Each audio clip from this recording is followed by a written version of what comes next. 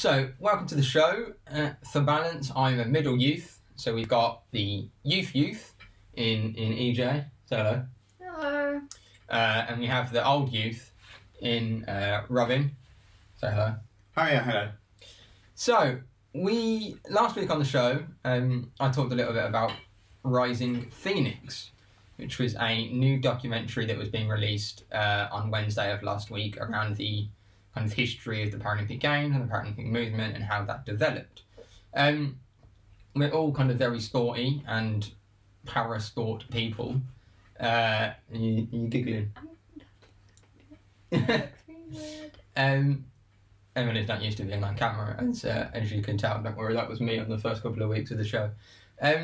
So we've watched the first half, roughly. Yeah. I think we've watched about an hour. I think we've got about kind of 35, 40 minutes left, roughly, of the film. But I wanted to... 56 minutes, there you go. Just the observant one out of the three of us. We wanted to have a kind of quick chat about what you thought of the film so far, kind of as a aspiring para-sports competitor. Athlete, there we go. And an experienced parasport athlete and Paralympian. So we'll go to the young one first. So, young one, what did you think of the show so far? I thought it was really cool and really interesting, and how it's not how it's saying that the Paralympics shouldn't be second to the Olympics. They should be on the same level. Yeah. Obviously it's talked a lot about kind of the early years of the Paralympics and kind of how that started. They haven't quite got to kind of the 80s yet when we're watching it, but obviously that is kind of your era of Paralympics. Do you want to talk a little bit about kind of watching the show and how you felt kind of watching it? Yeah, I mean, so far I've in the main enjoyed it.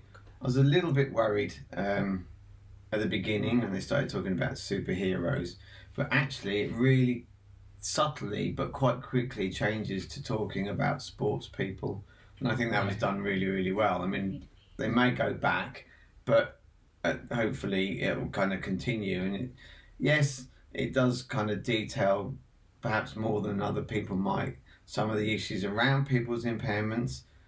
But let's remember they're making a feature film. But I think that the primary drive is about it being all about sport and about sporting excellence and sporting triumph, and actually the drive and the motivation that leads someone to becoming a sports person.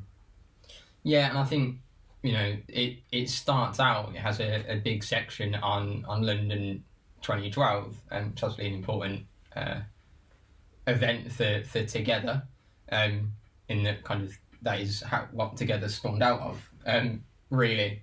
And I think it was really kind of what you were saying. There's a section with Johnny Peacock, who's a British sprinter, that said kind of, in the run up to London, it was, the first question was always about how he lost his leg. And then all of a sudden there was a complete shift, and it was just about the sport and him as an athlete. And I think that was kind of really interesting and really important. I know you felt a little bit at the start, you were kind of being like, oh, is it just going to be all about why and how they're disabled rather than the sport? Do you want to talk about, and obviously it changed, but do you want to talk about that? Just not when where usually a lot of people, when you first meet them, they're you're are you okay, or what did you do, or whatever, and then if they only had people who had an illness or an incident or whatever that caused them to have to do parasport rather than just not not parasport. Yeah, then it would make everybody think that that you have to have gone through something horrific to be disabled. No, absolutely, and I think there is some of that in there, because they are talking to people that have gone through things like that, But, you know, it also, you know, it focuses on them as athletes. And, you know, we all love sport, and watching it, I was kind of really disappointed that I've got to wait another year to watch the Olympics and the Paralympics. Yeah, and kind of, you know, watching some of those highlights and things from London, you get chills. But I know you were sitting there as someone that's training and, I mean, not competing at the moment because no events. As someone that's training at the moment, about halfway through, you just went, I just want to go training now. And I thought it was really funny that it kind of had that effect on you. I mean, what? That's so cool. I want to do that. No, go training. Yeah, and I thought that it was kind of good how they showed how someone was able to take part in a sport that they loved or wanted to take part in, and how it was adapted very, very simply. You know, and that goes, you know, I say simply, you know, there could be complicated wheelchairs, there could be complicated bits of equipment to attach, for example, that how someone with no arms holds a sword for fencing. But it wasn't. It was still about the drive and the motivation to be a sports person. So it wasn't about what did you overcome to become this sports person. It was like, what did you change to follow your dreams? And there's a real difference in approach to it. It's a completely positive approach.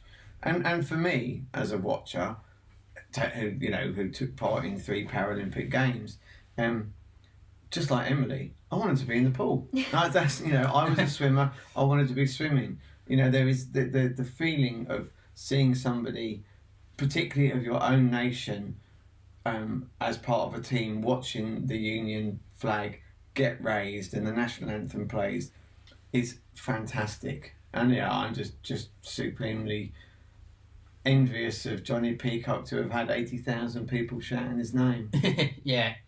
So yeah, you know, we've said quite a lot. You know, it's obviously we've still got kind of the second half to watch, which we're all kind of looking forward to, when we get some time, hopefully later today.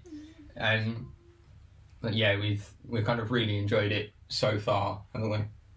And kind of bring on the second half. Eagerly awaiting the second half. So thank you both for coming on, for coming into your office. To film this. Thank you very much. Any final thoughts before we sign off and go and look at some photos, I believe? No, I would recommend anyone to watch it and just take it as a kind of like, you know, biopic almost, really. Yeah. And enjoy it, and enjoy the joy that other people get from it. No. Cool. Thank you.